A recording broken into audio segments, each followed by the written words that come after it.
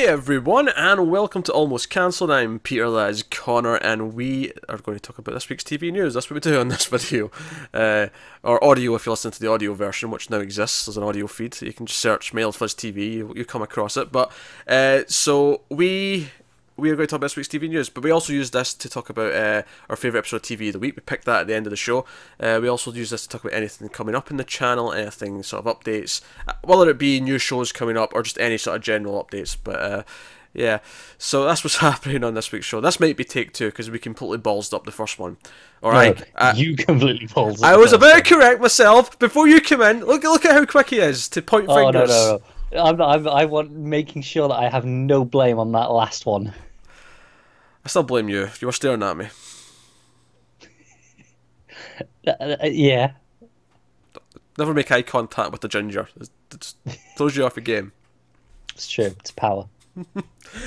So, yeah, in terms of updates, in terms of stuff. So, in the past week, we had two new shows. Although one of them was actually the same day as the news last week, which is Inhumans, double pilot. We reviewed that, and it was... It was, you know, from the man behind the first season of Iron Fist, and it felt exactly like the man from the first season of Iron Fist in every single way possible. So it was terrible. That's terrible. Still feels generous. It does.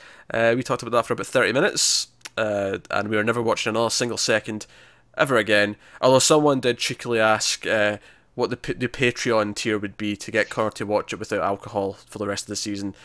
I never answered, but it would be high. Yes, it would be a fortune. Yes. Yeah. And because I also like, would I be watching it with him? Is it just him? Because it's going to be two fortunes. That doubles the price. Yeah, that's that's rising it up. But yeah, so that was the thing. And then in a much better light, we also had The Gifted, also another Marvel TV show. Oh, this one obviously not the Marvel Cinematic Universe, but it was an X-Men show. It was a pretty decent pilot. It had some rough edges, a couple of things we criticised, but it had some fun elements. We're checking out episode 2 next week, so yeah, some potential. Not bad. We had The Exorcist came back as well, season 2. Oh yeah, I always forget the stuff that was on a Friday because it's been so long. Yeah, you do. Yeah, it is a long time ago. Yeah, I always just think from like Monday onwards. We're gearing up for the next episode at this point. Yeah, Exorcist came back, season 2. Two main characters are back. Otherwise, it's like a new set of characters for the new season story. It's going to be another 10-episode sort of adventure. If adventure's the right word to use with The Exorcist, I think it is. It might be a priestly adventure. Yeah. Well, there's more car chases already this season than there was last season, which, if that sounds intriguing. Which, by the way, we always joke that Fox shows are like buddy cop shows in some way, but one of them is something different. This one, they're just both priests. It's a buddy cop show where they're both priests. That's the thing. It wasn't in the first season. But now it's buddy cop with priests. That's just what it is, and I'm okay with that. So far, I'm okay with it. We'll see how it goes. It could go off the rails, but. In terms of next week, I actually didn't realise how much stuff we had starting next week. It's actually... No, this is how he completely ballsed up the first take. He thought there was nothing. Okay, right, so... First of all, Mr. Robot's back next week, which to be fair, Connor didn't know that either. No, I also admittedly thought that was the week after. For some reason, we were convinced we had 2 weeks till Mr. Robot, but no, it's next week, which is amazing. Yeah, I can't wait. Although... kind of ruins my plans of rewatching season 2. Maybe yeah, fair enough. You maybe a bit tight on that now. Like you had time this month anyway. Yeah, good point. We've been chock-a-block with stuff. I'm doing like 17 episodes of Screams After Midnight a week. Yeah. But yeah, so that's coming back next week. Double. I think it's a double first episode. I've not actually checked. I don't think it is. I think I wrote down double because I assumed it would be when we made this schedule. I'm not seeing that it is. Oh, good. That makes it easier to fit in. That's nice. That said, I always like more Mr. Robot. Last year it was only a double because they extended the episodes really last minute, didn't they? They did. Which then, honestly, it just felt like they had like a longer first and last episode, and they just split them in half to call them. Two episodes. Yeah. And it completely screwed their naming format. It did, because it was like, because it was just part 1 and part 2 of the first one, and then it was numbered, because they have that old 0.1, 0.2 thing throughout the season. So that's coming next week. Obviously, that's exciting. That's kind of the TV event for us of the fall. Yeah. Mr. Robot. Can't wait. Also starting back next week, though, is all the CWDC shows, which, as we previously announced a few weeks ago, we'll be doing as one video at the end of the week rather than doing it per episode. This is an effort to try and make it easier to do because they add so much to the schedule, so you can expect that. I am fairly certain that video will be called Television from the Multiverse. To pair it with our DC Comics podcast where we talk about the comics, which is called Comics from the Multiverse. It just made sense. So you can expect that on Sunday night, which I admit is a little bit strange that we're only getting to them the night before the new Supergirl airs. That is a little bit weird, I'll admit that, but that's just the way it's going to be. So, but we're doing them. Although not Arrow, just the three. Yeah. That said, though, I mean, because it is kind of just a show where we talk about all of them, if for some reason one of us does decide to watch Arrow, we can still talk about it and mention it. I still have a fear of being obligated to watch it. I really don't want to, but there is like a little obligation. I might check out the first one just to see how they deal with the cliffhanger. See how many of them are actually dead. Yeah. Well, I was going to say, if any. I wasn't going to say what the cliffhanger was, just for spoiler's sake. But how many of them are dead? Yeah. That's a real spoiler. Well, sure. To be fair, how many seasons of network TV end with the potential of people might be dead? Very few of them end in the exact specific way that did, though. Right, but I didn't say the specific way. True. Okay. So that's stuff that's coming next week. So we're right into the proper schedule now because we still have we've got Star Trek started kind up. Of came out of nowhere, didn't it? Star Trek started up. We got the Deuce. We got Exorcist. We got Channel Zero. We got Electric Dreams. We got Mr. Robot. We got all these things. They're all happening in the one time. So fun. So we're going to be busy as hell next week, but that's okay because it's fun. Yes, stuff. we are. That said, though, we only have we have a Room 104 this weekend, and then the finale's next weekend. So we're almost done with that. So at least one thing gives us a bit of a breather. That's nice. That is nice of them. I've been enjoying it though. No, as have I. It's had ups and downs, but it's always been at least interesting. Like what I've tried. Its worst episodes have still been perfectly watchable. So yeah, is that all the updates? Jeez. I would say you mentioned this is now available as audio. Yes. So are a bunch of other shows. Like you said, just search Multiverse TV. Things will show up. Not everything, but some stuff. No, we can't do audio feeds for all the shows, but there's a couple we're trying it with. But yeah, you can have a look into that, see if you're interested in getting the reviews that way. Anyway, just before we go into the actual news, I'll just do one last little non-news thing, one last little update, just in general for us. We announced last week, just sort of on our Patreon, and we've mentioned in some of the movie reviews we do, but we've got a new tier on Patreon, which is more geared towards movie stuff because it's movie commentary tracks. But the first two that are up, you get a single one and a group one per month in this new tier.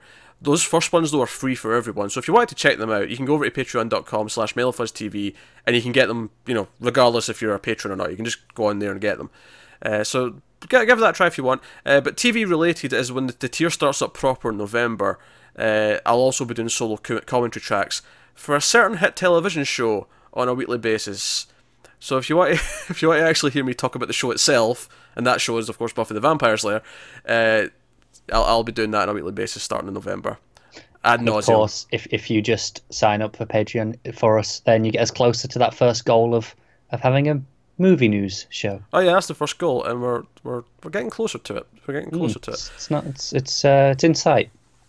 So, with all that out of the way, with all that plugging updates and stuff, we can finally get to the actual news, the news. And we have to start with something that's got a really sad tangent to it, because we're going to talk about the Punisher a little bit here, because the Punisher, we have been worried for weeks, because they've been hiding the release date, that they were going to shadow drop it. They were going to say, oh, it's available now on a surprise day. And for some reason, I guess we just forgot that New York Comic Con was coming up, but for some reason we never thought, oh, it'll be New York Comic Con weekend, obviously. Yeah. And it turns out that seems to be what the plan was. However, they've not actually outright confirmed it. In fact, there was one news report, someone said their sources are very strongly indicating that they had a surprise date planned, but it's been delayed. And then a lot of other places have been very heavily speculating that it was going to be this week, this Friday. It's worth mentioning as well, we're recording this a day earlier than normal this week, which means if there's a lot of New York Comic Con TV news, that'll be in next week's episode. Yeah, but it saves it being all split up. Yeah, so that's a good point. The reason why we're doing it a day early is because we thought there might be a shadow drop, either of Punisher, although Punisher's out the window now, but we also worried that maybe Black Mirror might take that slot just in case. So yeah. we saved Friday free just so that in case. We were wise to be concerned at the time. Yeah, no, it turns out that this was probably the plan. Netflix are refusing to actually confirm it. The actual official statement when asked about this from Netflix is, we never announced a date, and we still haven't. That's because you were teasing it like bastards. You assholes. What's weird is obviously we're kind of dancing around the whole reason. Yeah, I was getting to that. I was making fun of the actual thing before I got to the serious reason for it. The reason it's being pushed though, along with the New York Comic Con appearance, there's also an appearance, a panel of some kind in Paris, an event this week that was going to happen. Both of them have been cancelled due to the tragedy that happened in Las Vegas last weekend with the shooting. So, and it makes sense. Honestly, you look at the type of character that Punisher is. It's a character that revels in shooting bad guys. I don't think anyone's really in the mood for a character who revels in that right now. So, honestly, yeah, push it a month or so. Just get away from it. Makes sense. And this is the thing. I'm surprised Netflix haven't come out and said, do you know what? Yeah, it was going to be here, but it's not now because of this. Because that, you know, like the cynic in me says, that's good PR for them. I think to come out and say that. I think that's why they're not though. I think they don't want to think they're just doing it for the good PR. They want to just do it and just we'll never actually admit it, and we'll just so they know they're doing the right thing, but they don't have to get accused of being just fishing for good press. Yeah. So in a weird way, we're giving them the credit for it anyway, but we're having to read through the lines a little bit to do it. Yeah, but it seems pretty confident that that's what's happened. Yeah, so it's a fair reason. I mean, that's absolutely the reason why they gave the panels being cancelled were scheduled and have been cancelled officially because of the shooting. So they, everything else is there to suggest that this is very much going to happen, but it's being pushed for a pretty legitimate reason. I think this is as fair as you get. Just on the idea of them dropping it this weekend, but before all this, it's kind of a dick move because a lot of the people who go to New York Comic Con are the people who would want to be watching this right away. Yeah, and they're too busy at Comic Con to actually watch it. But that's the thing, Comic Con is not just for the people who are there, it's about making big announcements for everyone. It is. It's a tricky situation in that sense, but I get why they'd want to do that. But the fact that they're setting a precedence of, we might do surprise launches. Yeah, we've got there's a Black Mirror panel this weekend, so... Yeah, well, at the very least, we expect a date to be announced at that. Yeah, if not a surprise drop. Yeah, it's the kind of thing, though, we're going to have to start like we did this week. Just in case if we think there's a chance there'll be a shadow drop this week, we'll do the news a day early to account for it. The real concern is now that the Punisher has been pushed, presumably to November. Mm-hmm. Did they have a free slot that they can put it in, or is it now going to clash with something that we were interested in? No, I think there's 3 slots in November, and because they've not really announced some things, some of the weeks in November, stuff that could have been in those weeks, they could have also just pushed back to something else that did have a free slot. So that's true. Honestly, I'm not particularly worried about that so much. But no. So that's the first thing. So obviously there was a sad tangent to that because it was obviously an awful thing that happened last weekend. But we'll get into the rest of the news then. So going over to something completely silly. Ash vs the Evil Dead Season 3 has a premiere date, and it's quite notable because obviously the last 2 seasons both started around this time of year. I think the first season was late October, then the second season was actually a little bit earlier. This third season isn't going to premiere until February, so that's actually skipping 2017.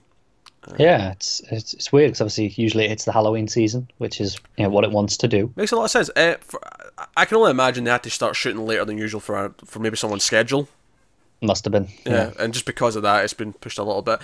It sounds pretty cool. There was a little bit of info with it. I just wanted to mention that apparently the upcoming season will focus on Ash discovering his long-lost daughter, Brandy Barr, which... I don't know. The idea of actual daughter Ash is interesting, especially since one of the characters on the show already is kind of become a surrogate female Ash. So I'm wondering Right. how that shakes up the dynamic. But no, obviously I'm looking forward to it. I like the first two seasons a lot. So Yeah. no, so quick thing. We're still kind of on quick things. But back to Netflix, actually. They announced this week the launch date for Dark, which is their German original series, which, you know, has been on our radar for a while. And they did like an early teaser trailer a while ago. Yeah, it was a long time ago though. And it had some tone. It had, like, you know, it was a bit of murder. I think there was a hint that there might be something more to it. You know, it wasn't just realistic. There was like maybe a supernatural or sci-fi bent on it. Yeah, I think we'd heard something that it was supernatural in some way. In some way, yeah. Or sci-fi. I don't like to use supernatural to mean both. I like to No, I distinguish. think at the time they Yeah. were saying supernatural was the like in the official press releases. I'm leaning more towards sci-fi after this new teaser. I am after this trailer. Yeah. But yeah, so there was a new teaser trailer, and they announced the launch date. The launch date is going to be December 1st, which is a pretty good week. Now, Netflix in the past have been known to stack releases on if there's one of them's a foreign show. I remember 3% launched the same day as something else that was quite big, and Samurai Gourmet, for example, launched the same day as Iron Fist. I don't know which one of those two I enjoyed more, but. So there's a chance they might launch something else in the same day as this. Hopefully not, because we definitely want to cover this one. And after this teaser trailer, this new minute-long teaser trailer is really good, and there's a lot of quick clips of things happening and people, like, you know, being shocked because it's about these two kids who have been murdered. I'll tell you the actual description in a second. But the big thing in the trailer for me was the text, because it keeps popping up. It comes up saying the question is not who, the question is not why, the question is not how. And then it comes up saying, the question is when. And then you... The first one's where, isn't it? Yeah, the first one's... But it goes through all the questions you could possibly ask. And it ends on, no, the one you want to be asking is when. And then you see like what appears to be one of the kids in the 80s after they've been kidnapped in present day. And there's, I think 3 years flip up. There's one that's like maybe like the 70s or 80s. 2019 is definitely one of them in this text that you know, it rolls through when it says it flickers between a few dates, and then it ends on December 1st as the date that we're getting it. Yeah, that's how it it's ends. a really cool transition because it puts up the name of, you know, Dark, and then it kind of flips sideways and rotates into December 1st. Yeah, it's really cool, really stylized. And I was already interested in this, but I'm actually really psyched now after this trailer. Yeah, it was a great trailer. I'm really hoping that they go, no, this is good enough, this is big enough to promote. Yeah, because, you know, they didn't really promote 3%, did they? They didn't, and that ended up in quite a good show. And I think that's maybe because that was heavily promoted in Brazil, because it was a Brazil show. They made that a big deal there, but for everyone else, it was just like, it was on the same day as, I think it was a comedy out the same day. Whereas this, I hope they give it a bit more love and attention, because it looks pretty good. Just the official description here, just for anyone who wants a little bit more. The series is set in a German town in present day, where the disappearance of two young children exposes the double lives and fractured relationships among four families. In 10-hour-long episodes, the story takes on a supernatural twist that ties back to the same town in 1986. Now, that description doesn't necessarily imply there's anything... I mean, obviously it says the word supernatural, but otherwise it's just, you know... We might see flashbacks of these families back in this time period and that kind of thing, but obviously from the trailer, there's some more fun stuff going on there. Yeah. And it looks like it's got a good atmosphere about it as well, just from the shots we see in there. So. It does. It's definitely a strong sense of tone, at least in the trailer.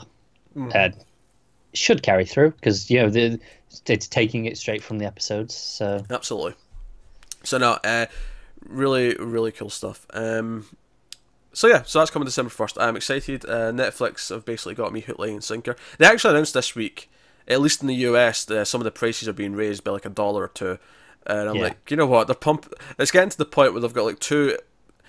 like, they've got an original content show almost every week now, but even on a personal level, for us, it's like... It looks like... at least two a month. Two a month we're going to be interested in, so it's like, yeah, whatever. Plus movies. Plus movies.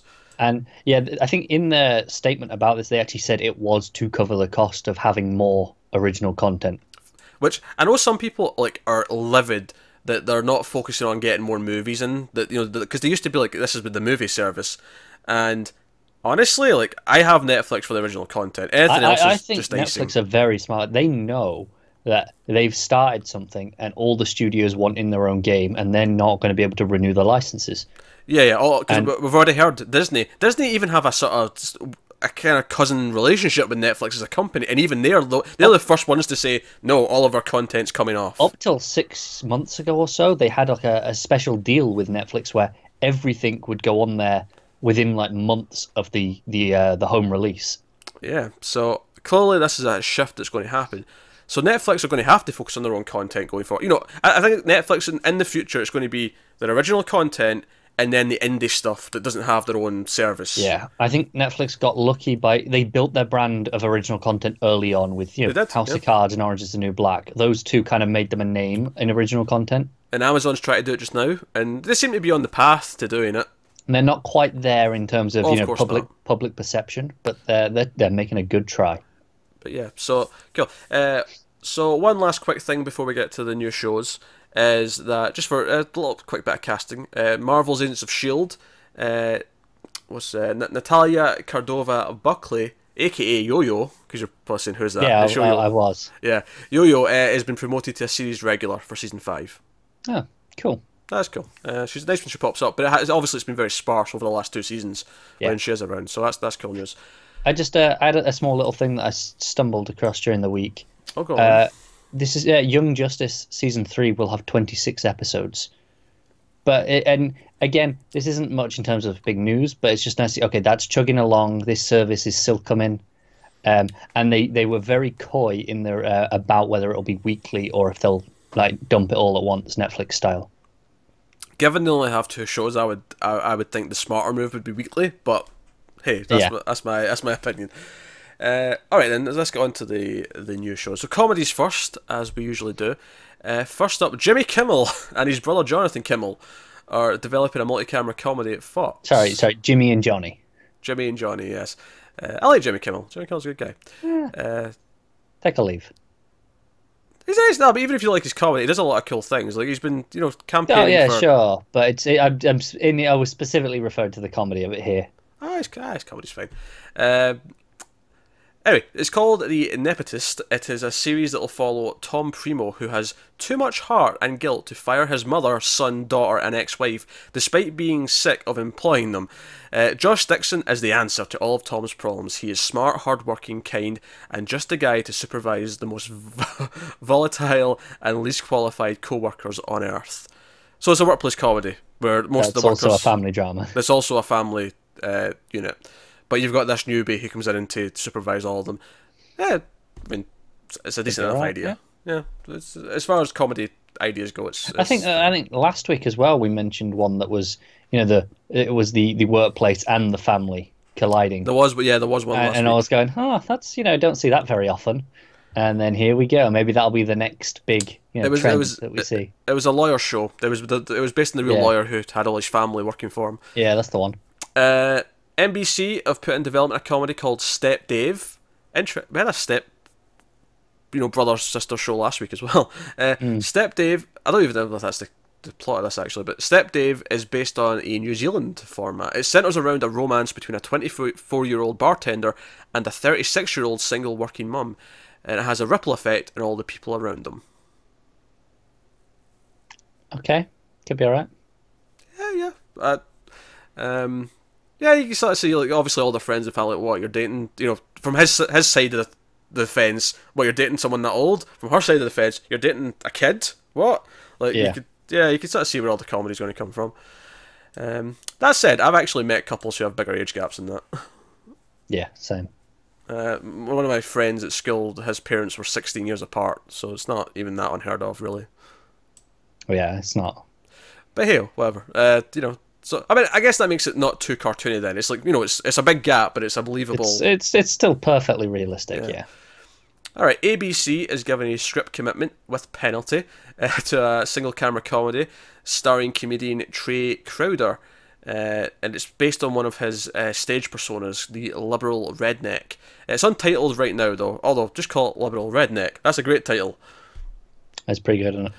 It follows a liberal-minded redneck Crowder who has just moved back to his small Tennessee hometown for a new job, where he struggles to balance the needs of his wife and son with his chaotic family and complicated Southern heritage. This is like the 4th or 5th comedy that we've had in the past month or so, where it's about someone in the South or someone who's conservative, like putting up with liberals or the other way round.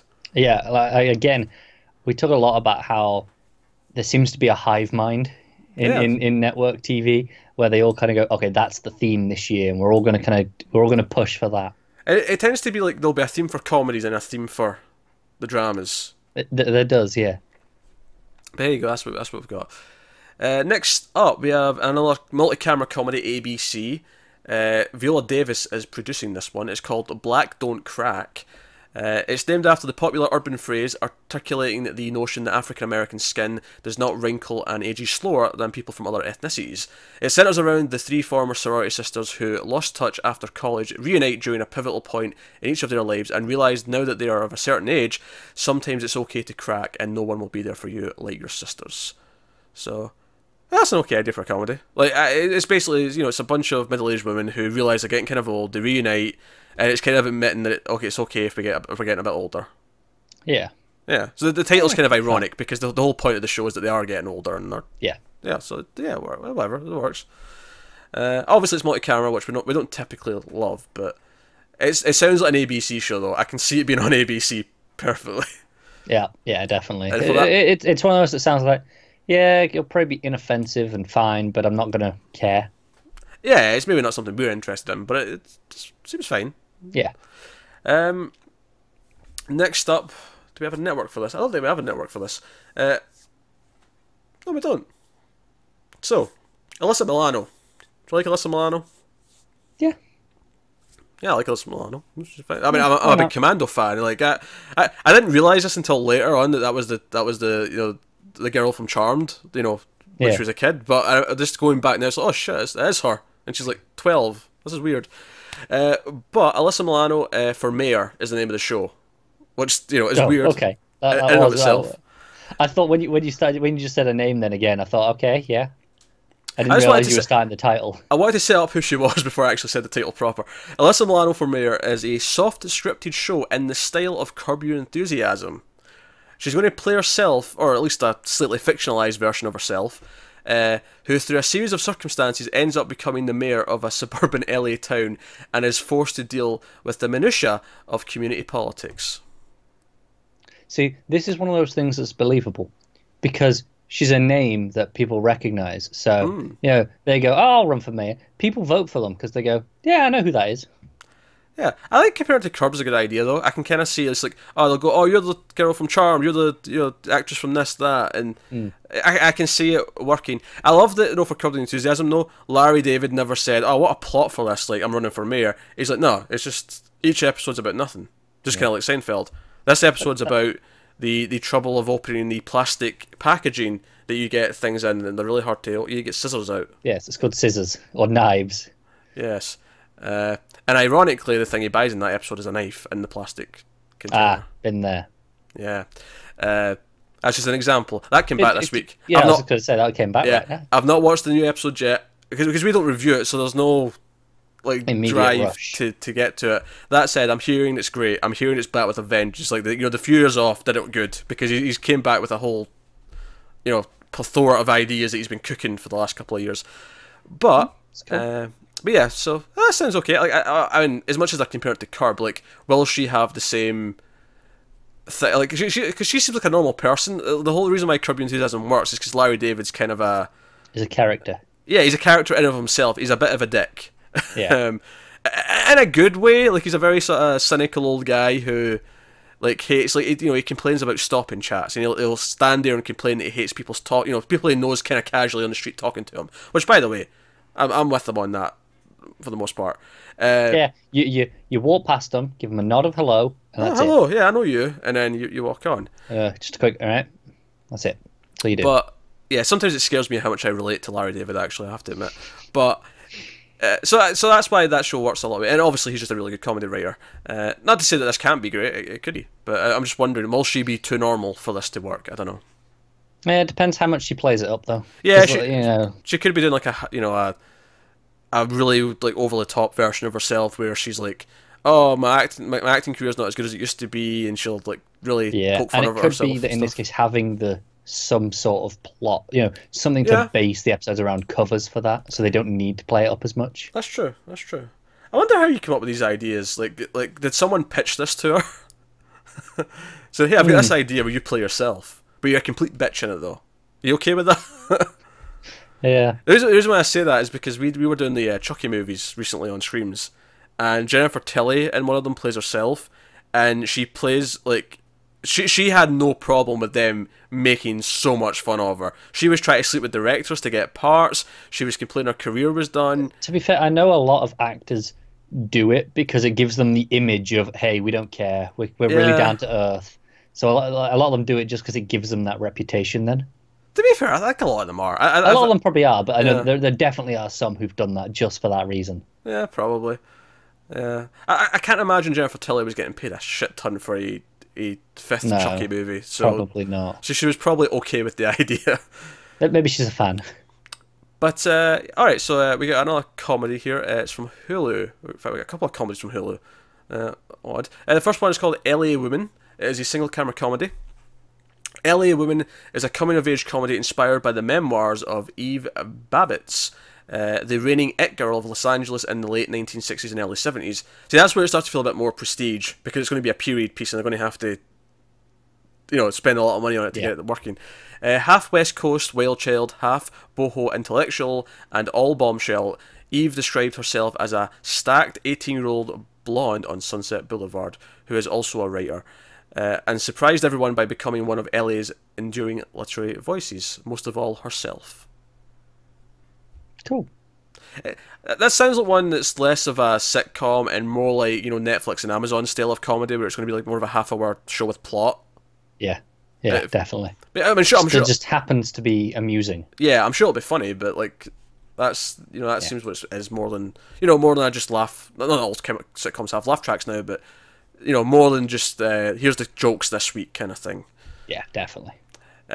So also from Hulu, they're developing a comedy from Verdas, who's a comedian, and the Goldberg's executive producer Doug Robinson. The series is called In Theory. It's a single camera show, and it is about a self-destructive math genius turned Indian radio DJ Jazz.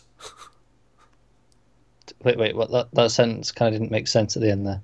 It does. I think there's missing a word here in the paragraph. I think his name, like, he's a radio DJ, but his DJ name is DJ's Jazz. I think that's what it's saying, but it reads. It didn't make sense. It reads weird. Yeah. Single camera comedy about self-destructive math genius turned Indian radio DJ Daz, who moves from Mumbai, India, to a small Midwestern college in town where he becomes obsessed with completing his late father's unfinished work, a grand, complex theory of happiness. Okay. Yeah, I have no idea what to make of that. It sounds like it's a bit Coming to America, if you've ever seen that Eddie Murphy movie, with a bit of the Terminal, because he's on this mission for his father, with a bit of, I don't know. With maths? Theory of happiness. So it feels like going to be an uplifting sort of like spiritual show where he's going to try and convince people like life is good, kind of thing. That's the vibe I'm getting. I'm intrigued, at least. It's definitely a wacky description. I feel like I need to see a trailer, so I go, okay, that's what this is. Destructive math genius turned radio DJ is kind of an interesting character growth. That's enough there to make me go, I need to see more. Yes. Alright, we can get on to the dramas then, some of the meatier stuff. Now, there's not as many big things as last week. Well, last week was packed with like all these things that like, there were headlines. We got a couple this week, but so first up we have Velvet, which is based on a comic book by Ed Brubaker and Steve Epting. There's no network associated with this. I think they'll be shopping it around later. It's an adaptation of the comic. Actually, no, there's a network. Sorry. Do you know why I didn't think there was a network? Is because I'm still not used to this being a network because it doesn't exist yet. This is shoddy reading work here. Not even shoddy reporting, shoddy research, just shoddy reading. Did you remember that Paramount Television is going to be a thing? I did when I read the article. Not before that, admittedly. Currently, Spike TV, they're turning to Paramount Television at the start of next year. This is something they're developing, and we have no idea what the content's going to be like from them. Like, I have no idea if it's going to be a prestigious thing. Is it going to feel like a cheap USA Network show? I have no idea. Like, yeah, I really don't know. Nothing to go on here. So, Velvet tells the true story of Velvet Templeton, a female spy working in the Cold War era, though nobody knows it. Well, she's the most dangerous secret agent in the world. Velvet's cover as the secretary to the man running Britain's top secret intelligence agency, ARC-7. That's a weird sentence. No, it's not. It just ends there. Oh, okay. I thought That's why it's weird. It just ends right. there. Oh no. It's not. You just had the wrong inflection. The secretary to the man running Britain's intelligence agency, Arc 7.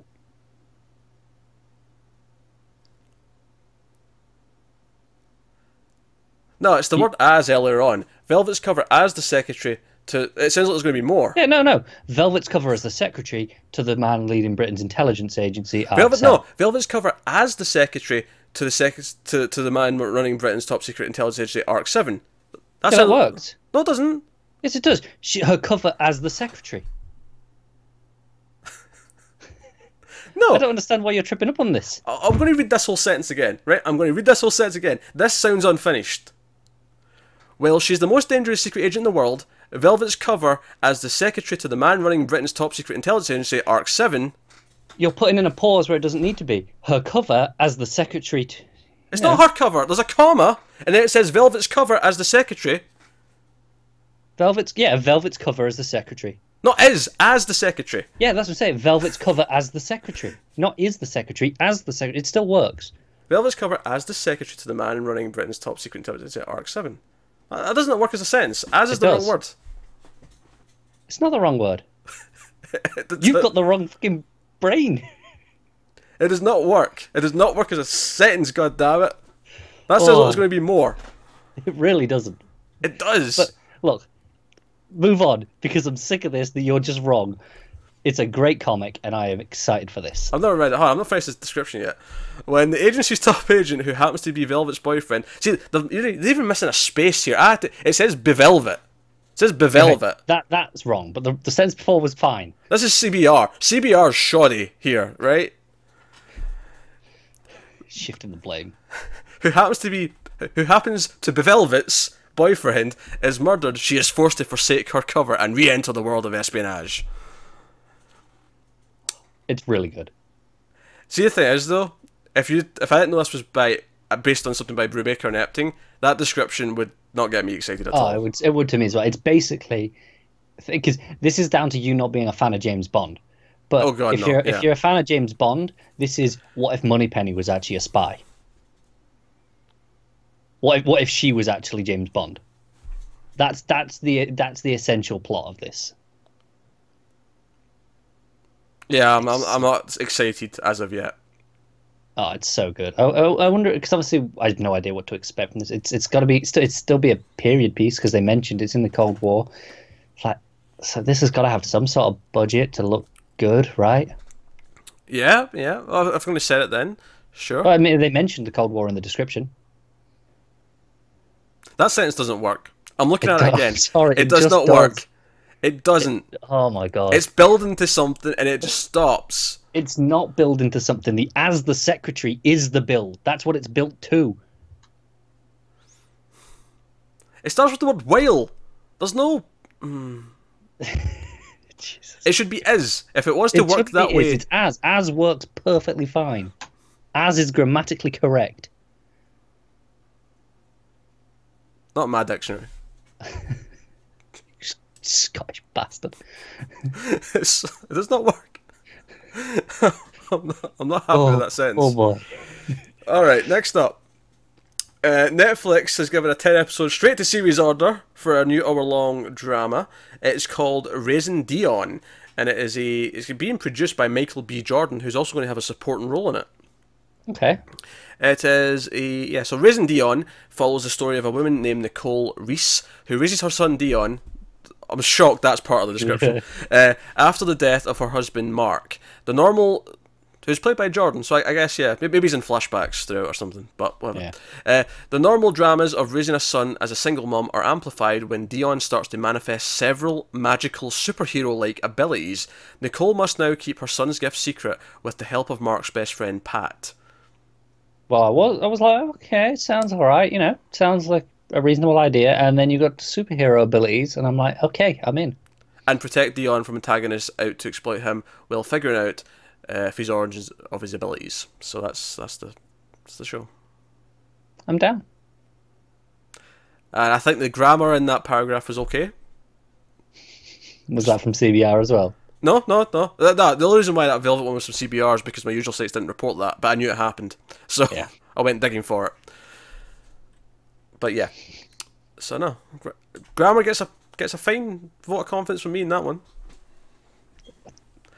Next up, let it go, please. Next up, Amazon is put in development a new show, which is being produced by John Stamos, which is going to be based on his part of his life, actually.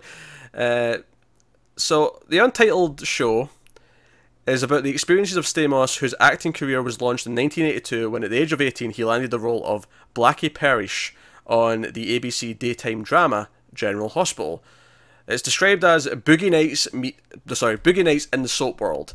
It will explore the colourful and volatile world of daytime drama as it tracks the journey of an 18-year-old Orange County kid suddenly thrust into the limelight of Los Angeles in the early 1980s, when he is anointed the next big thing on America's most popular soap. Yeah, well, this is the weird thing. Like, I have no interest in soaps, but a show about an actor dealing with being on a soap could actually be interesting, potentially, depending on what the... It depends how much it plays into the soap side of things, because it has to do it to a point. I don't know if it does, because you could almost like juxtapose it by having it be this ultra dramatic thing where it's very stressful and it's... Or, I mean, maybe not. I mean, I think my problem is when I'm watching a show about, being in a soap, it being ultra dramatic and ultra stressful might feel a bit soapy, because that's what they all are. We'll go opposite then. Make fun of itself. Make fun of soaps. Be a dramedy about it. Well, that's true. Not that I necessarily think it'll be those things, but yeah, I mean, I'm not particularly fussed about it. It's probably the least exciting thing I've heard from Amazon in the last couple of months. True, but they've announced like 12 things in the last couple of months that we've been interested in, so they get one. They get a pass. Netflix do it all the time, where I go, whatever. Yeah. As long as the amount of stuff we care about is piling up still, it doesn't matter. Whatever. Exactly. Yeah, put out a few things we don't care about, it's fine. So next up, Dean Devlin's Electronic Entertainment and Arrowstorm Entertainment are working on a new TV show called The Outpost. It's 10 episodes, which is weird it's got 10 episodes already because it's not actually got a network yet. They're going to be shipping that around soon. However... so Dean Devlin, if you don't know who that is, he co-produced a lot of stuff with Roland Emmerich, which isn't the biggest vote of confidence necessarily. Roland Emmerich did all the disaster movies and stuff, but it wasn't him that created the show specifically. It was people from Our Storm Entertainment. I mean, I don't know, these names mean nothing to me, but Jason Fuller and Keenan Griffin. The Outpost is the story of a strong female hero named Talon, a lone survivor of a race called Blackbloods. She tracks killers of her family to a lawless fortress on the edge of a civilized world. Along the way, she discovers that she possesses a mysterious supernatural power that she must learn to control in order to save herself and defend the world against a fanatical religious dictatorship. Do you know, I really didn't need that bit about the supernatural power. Up to that point, it's like, okay, from this race, hunting down these killers. I'm like, I'm really interested in this. Mm-hmm. And then it kind of makes her into this, she's a chosen one. She has this power. She's only just discovering, so it's like an uncommon thing. It seems like one thing too many. It depends. I mean, it depends what the focus is. What is the power? Like, is it something super over the top? Is it something really... Yeah, I guess it just feels really unnecessary to me. Like it was a really good premise, and then it's like and something else. But what if it's like a power that runs in her family? So she just didn't know that her family all had this power.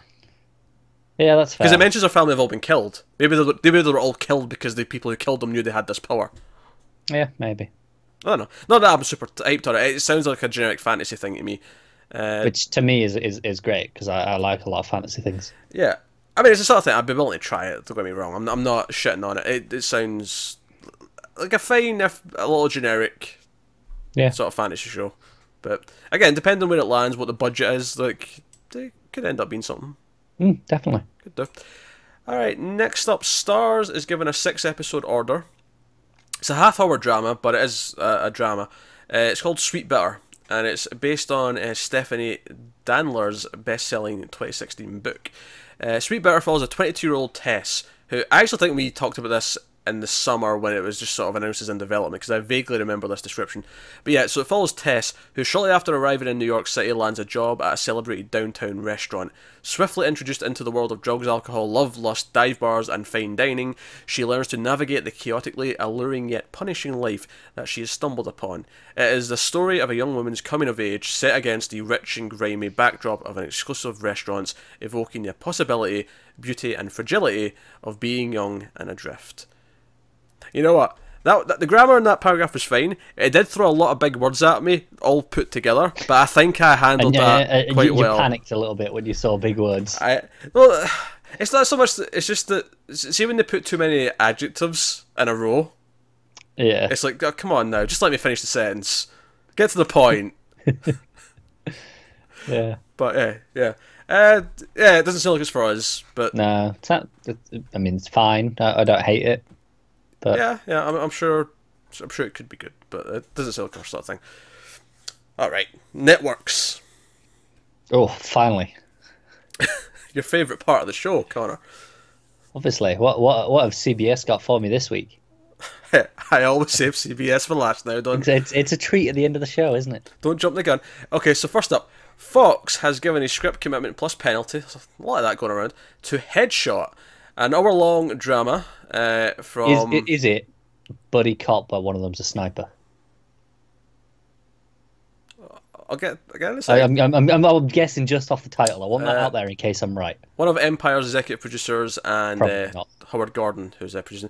Headshot is described as a fun, heartfelt, character-driven procedural centering on a tenacious, by-the-book FBI agent who puts his career on the line by hiring a mouthy yet charming struggling actress for the role of a lifetime, an undercover operative. Together, this odd couple join forces to take down the Bureau's most dangerous and high-profile criminals. So it's buddy cop, but one of them's an actor. Oh man, I was like, okay, this is definitely a buddy cop. Now, who's he hiring? Is it going to be a sniper? I'll put money on him being the sniper, though. No, but actors do have headshots, so the title makes sense. The title makes sense. Which is why I think he'll be a sniper as well, because then they'll go, oh, double meaning. That makes sense. Yeah, that'll be in the pilot. He'll have to snipe someone whilst the actor does something to distract someone. Yeah. I don't know. Yeah. But no, the title works because you think sniper, but it's actually the headshot of an actor. No, it's genius. It's clever. I'll give him that one. And you know, ticking the buddy cop with a twist box. Yeah, because Fox love that. I've mixed them up here. I've put some out of order. CW for this one. It should be Fox again, but disgrace. Whatever. CW is tackling. Alyssa Milano. She's back in the news. She was here earlier. I like how you're so surprised. You clearly haven't read these. No, I have read this. I just forgotten she was in multiple stories. And I remember thinking it earlier when I was doing them, and then it just like, oh yeah, I forgot she was in another thing. Also, I had no idea she'd written a graphic novel. She did? AKA, or I should clarify, I have no idea if it's actually a graphic novel or if it's just a comic book series that they're calling a graphic novel. But what's it called? It's called Hacktivist. Anyway, Hacktivist was actually in development at CW last year and got passed, but they've got a new writer and it's back on the development cycle for next season. So, Hacktivist tells the story of Nate Graft and Ed Hickox, 20-something best friends and co-founders of the most important social networking company in the world, who are recruited to work secretly for the CIA to bring about global social change. It tackles the timely subject of internet companies' dilemma of protecting the privacy of their users while assisting various factions of the government. I like how it says timeless subject. That has been like timely, not tameless. Oh, timely. I thought you said timeless subject. I was like, going to say that's not been timeless. Timely. It's a comic, by the way, not a graphic novel. See, I knew these writers well enough to know that they might have made that mistake. Yeah. It was a fair assumption. And if you're curious, the difference is that a comic book is released in single issues and then is collected into a trade paperback collection. However, people who don't read comics all just call everything a graphic novel, and it's annoying. Yeah. But I thought this one was worth checking because with a name like that attached, I was like, this could have been released as a graphic novel. Forgive the nerdy wine out of the way. It's gone now. We're done. It's one of those things that just really irks us. The one that bugged me, I think it was American Sniper. There's a guy in that movie who's reading a comic book, and it's actually a single issue comic book, and he calls it a graphic novel, and I nearly flipped the table. What a pretentious prick. I nearly flipped my shit. I was not happy. Don't take this conversation too seriously, folks. Right, we're kidding. Right, so back to Fox, because I maybe switched some things around. Fox has given a script commitment plus penalty to a legal drama from the co-creator of Empire, Danny Strong. You know, Danny Strong is an actor as well. He was in the hit television show Buffy the Vampire Slayer. He played Jonathan. I thought we got that mention out of the way at the start. No, I didn't need to do it again. No. I was plugging Patreon commentaries. That does not count as my thing.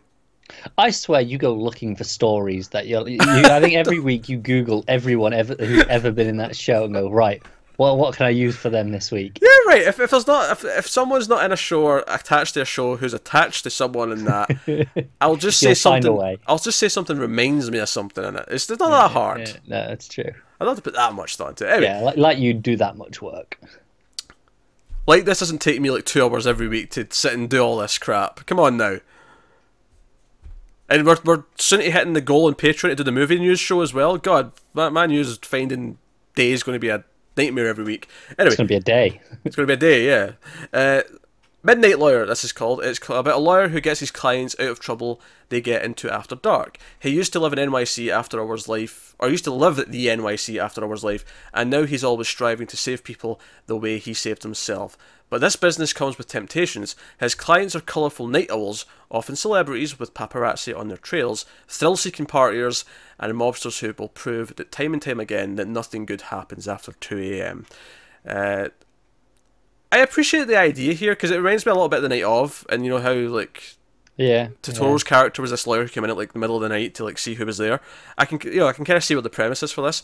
Admittedly, I don't really give a crap about a Fox legal drama, but look, it's like, okay, I can see this could be interesting. Like, but the thing is, I'm going, yeah, but I already had this interesting as The Night Of. This is just going to be a boring version. Probably. I mean, there's always the chance they'll do something that we don't expect. But it's Fox, so. Well, I mean, they're the king of procedural, though, aren't they? No, no, CBS is. I mean, Fox get more coverage out of us than most of the networks. No, this is the thing. Like, Fox, they have every so often there's something that's really good, but when they describe something as procedural, it's procedural. Oh sure, but like, Fox is like best or second best out of the 5 networks. No, that's fair. Right, them and CW are the ones who put out some stuff we care about. Then, you know, NBC will typically have some comedies. ABC may have one. CBS never has anything. CBS has Young Sheldon, which is breaking records. That's what CBS has. Anyway, one of the cast members of NCIS is leaving again. I saw that this morning. You just reminded me. I saw that, and I didn't put it in the news because I didn't care. But I did notice that it said, cast member leaving after 15 years as series regular. I mean, 15 years, that's like most of her life. She was in the original series as well, like the first one. So sure, I think it's been longer. So, but maybe not she might have been a guest for the first couple. Oh, maybe, okay. Recurring. Anyway, next up, we have another drama in development at Fox. This one coming from Matt Reeves. He's producing. Well, now I'm a little bit interested. It is a police drama. Less interested. It's called... What's the twist? It's called The Dime. It is based on the New York Times best-selling author Kathleen Kent's... That's a superhero name. She's secretly a superhero. Kathleen Kent. I'm not buying that. Her new novel of the same name. It's going to be a one-hour drama that follows Brooklyn cop Betty Rizek. It sounds cool. It looks even better the way it's spelled. How's it spelled? Rhyzyck. Sounds Eastern European. Rizek. That's a great name. That's a great cop name. A tough as nails firebrand who moves with her girlfriend to Dallas to lead a group of detectives. Their more traditional sensibilities... There's a theme that's popping up a lot. Their more traditional sensibilities are far cry from her blue state mentality. And in order to survive, Betty and her team will have to put aside their differences. Now, admittedly, I think the resultant show will probably be kind of dull and just be a police show. But, hey, you get them tackling things. Yeah. The twist on this one is that it tackles real issues. Yeah, it's not a buddy cop thing though. No. I mean, close enough. If it's because she's heading a team, it's not. If it was her teaming up with one partner, it would be buddy cop show, but one of them's a lesbian. That would be the It would, yeah. That'd be the twist on the gimmick that Fox like to do. It's buddy cop, but one of them is this. Yeah. But yeah, so it doesn't sound like our thing, because it's going to be a cop No. show. But, hey-ho. Staying with Fox got a lot of things this week. They have given a script commitment plus penalty to Adam and Eva, a modern-day Adam and Eve drama, which is based on a Dutch series. Adam and Eva follows Adam and Eva. They didn't really need to say that. Like that that was implied. Redundant sentence. Two unique souls in New York City drawn together by fate. Both struggle with feelings of isolation heightened by living in a city with 8.5 million people.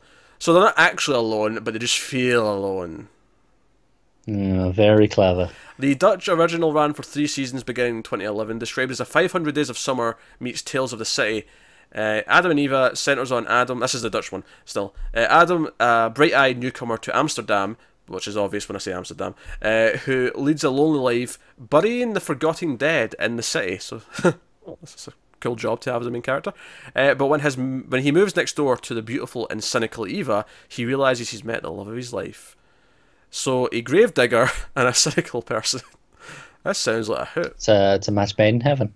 Honestly, the humour of 500 Days of Summer, I could see this kind of working. Maybe not for us as a review show, but I could see it. Yeah, no, I like that movie. I like it. I don't love it as much as other people do. No, that's why I said I like that movie. I didn't go, oh, it's a great movie, I love it. I like that movie. It's the sort of thing when I was in college, like, everyone around me seemed to love it. Like, they seemed to think it was one of the best things ever made. Nah, it's a good movie. But that's it. Yeah. And that's okay. Fox, still a Fox, have given a pilot commitment to the high-profile medical drama. God. Fox, you just said, oh, Fox is like the second best network. They're not helping the case here, are they? They still have more things on now, though. They do, but they're not helping themselves. So, this was called Strange Conditions, and it's executive produced by Danny Strong. No, you've already done it. Stop it. He was on a TV show. He used to be an actor, right? He used to be on something. You're mixing him up with someone else. Am I? Ooh. You're thinking of the actor Mark Strong. Mark Strong. No, I feel like Danny Strong was on a TV show. Oh, God. I feel like there was him and 2 other nerds, and they were like this trio who had like a Star Wars van. And Sure about that? I'm pretty sure. It was really... I feel like I'd remember a Star Wars fan. Yeah. And when they pressed the horn, it played the Star Wars theme. Yeah, see, I think I'd remember that. Yeah, they were really sad and pathetic. What was that show? Don't know, but sad and pathetic is starting to describe you, isn't it? Oh, look at that shade. Because I mean, I dig at Star Wars. Look at him. It wasn't actually because it was a dig at Star Wars. It's because you're still bloody going on about this. You mean Buffy the Vampire Slayer? Anyway, yes, next up. Yes. How long has it been finished? How long do you have to keep mentioning it? How long has it been? 14 years. Finished in 2003. 23. That's Well, what you were going to say. I'm so used to saying 20-something now because we're, in the teens. Yeah. But obviously I have to stop myself when it's like one of the first, 9 years. So, NBC, so we're finally on a different network. NBC has put in development Find the Good, which is a family drama. You didn't actually tell us about the last show. You got as far as it was no, sorry. You got as far as it was by Danny Strong, and then we went off on one. I got too wrapped up in my Buffy. Sorry, Strange Conditions, which was the medical one from the past story, is set 5 minutes in the future and takes place at the New York Institute of Experimental Medicine on the bleeding edge of biotechnology and a little beyond. Each an expert in their own field: medicine, bioethics, law, and psychology. With healthy egos, our team clashes in their battle to cure the incurable and expand on the boundaries of nature. But just because they can do something, does that mean they should? Do you know, this almost sounds interesting. It almost sounds like it's going to be like science fiction, and they're going to have these moral quandaries, like, do we cure cancer if it kills all these kids? Like, but then you go, but it's on network TV, so it's not going to happen. No, it's going to be mostly just boring. Basically, that description is just an excuse for some of the bullshit they came up with. Yeah, basically. That's what I get from that. Okay. Now you can move on to NBC. Yeah, Find the Good. Find the Good is coming. based on the memoirs by the best-selling author Heather Lendy. Find the Good is based on her 2014 memoir. This is another example of only taking the title from before the colon of the book. Yeah. Find the Good, Unexpected Life Lessons from a Small Town Obituary Writer. And her earlier memoir, two memoirs, my, she's been busy. If You Lived Here, I'd Know Your Name. It is a family drama about an obit writer and mother of 4 living in small town Alaska. Ooh, Alaska's a good setting. More shows should be set in Alaska. And how about writing about each death in the town every week teaches her how to live. This I can see this being like there's a tone I'm thinking of. I'm trying to think of the movie that I'm comparing it to, and it's not quite hitting, but there's a sort of maybe Walter Mitty-esque kind of tone I'm expecting from this. Not the fantasy stuff, but just the sort of upbeat, learning to live again, kind of like... Yeah, I know what you mean. Taking lessons out of things. It's not a bad idea for a show. I don't know if it's something that we'd care about, but it sounds like an easy way to do a procedural, though. Like, yeah, no, that's fair. You can see it's like, okay, so she's writing the obituaries, and this person, they did this thing in their life. That's what they loved, and she's like, oh, I should try that every week. Here's the thing, though. I wouldn't even call it a straight procedural, though, because I think the character stuff has to carry on. Like, she'll be constantly learning new things. Sure, you've got the procedural element of this week's obituary that relates to... It's kind of like how, like, iZombie, each week she has a new brain that gives her, like, a new case and a new thing to do, but the character stuff has an ongoing plot. Yeah, no, I'd still call that, I'd say that's like a semi-procedural. Semi-procedural, sure. And I'd say this is probably going to fall into that category as well. Yeah, because it's just a full procedural. I'm thinking like CSI and your law and medical shows and things like that, where it's just standalone shit. On to our last news story of the week. ABC, this one. No CBS. I said I wanted to know what CBS you got for me this week, and you said it's at the end. There isn't any at the end. Okay, the answer's nothing. I didn't remember that when I said that, though. I wasn't at the end of my document. What a load of shit this week has turned out to be. I hope there's someone new listening. This is the first episode of the news, and they actually think you're upset there's no CBS news. Yeah, that'd be amusing. They're not quite getting the sarcasm, then they think you actually care. Anyway, ABC has put in development a crime drama called Suspects, which was formerly known as Unforgotten, which is based on a British show, actually. Suspects is based on the British series of the same name. It blends a cop drama procedural and a multi-generational soap with a compassionate, intelligent female detective at the centre. Can I just say I'm out? Procedural and soap.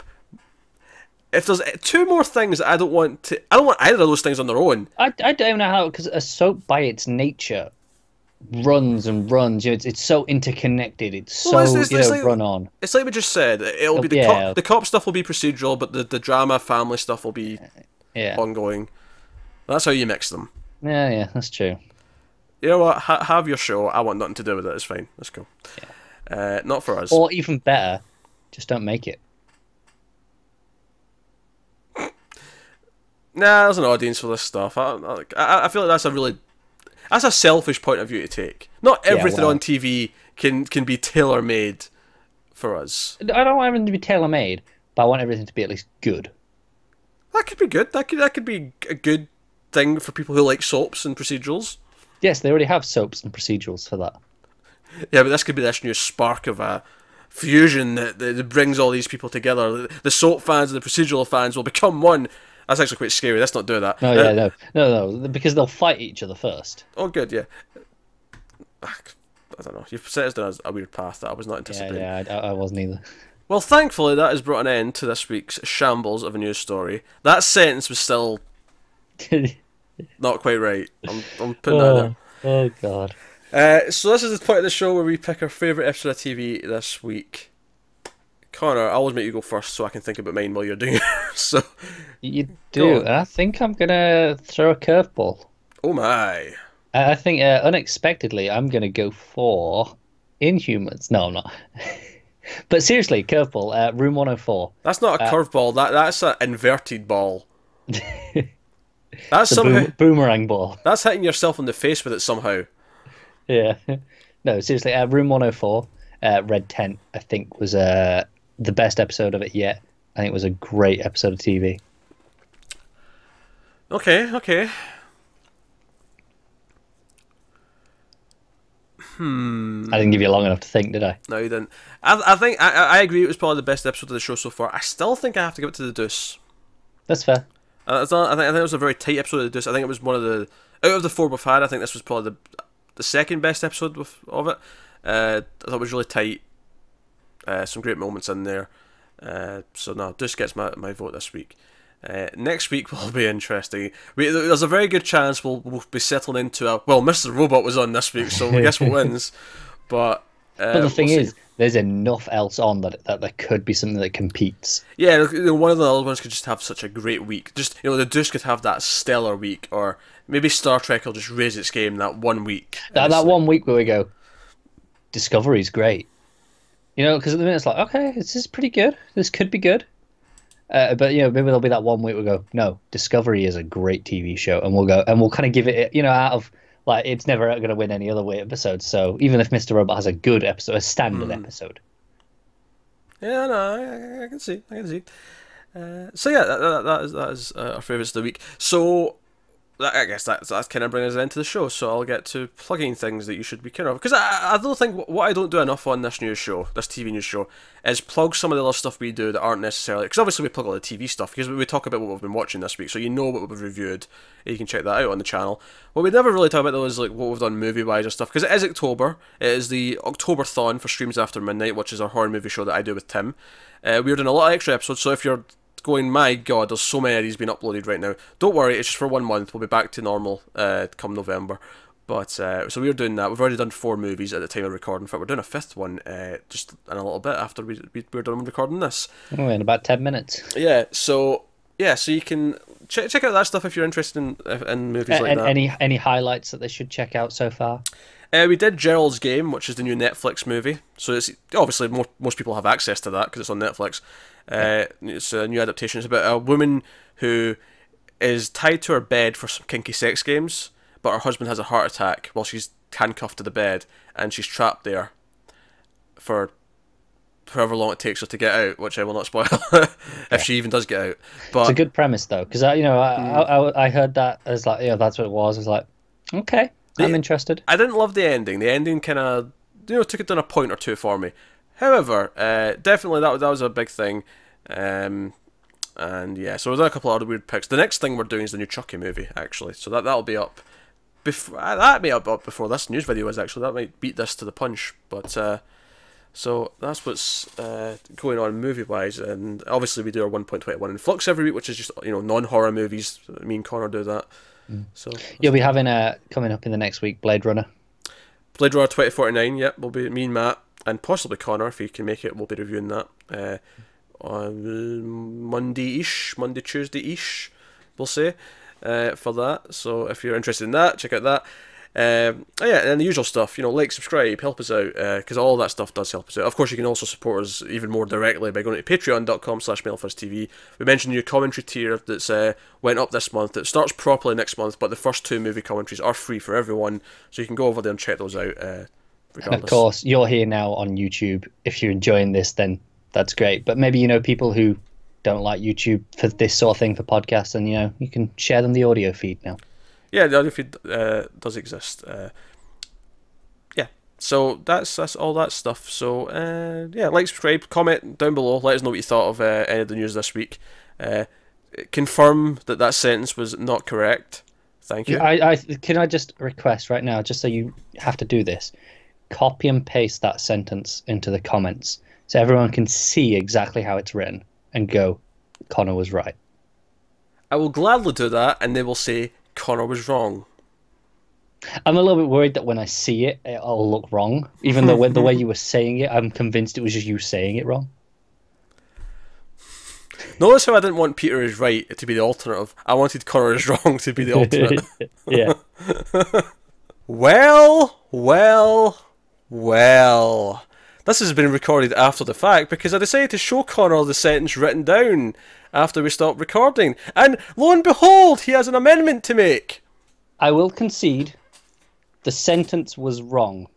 However, the reason that I thought it was wrong is still the way you were saying. I thought it should be right was the way you were saying the sentence.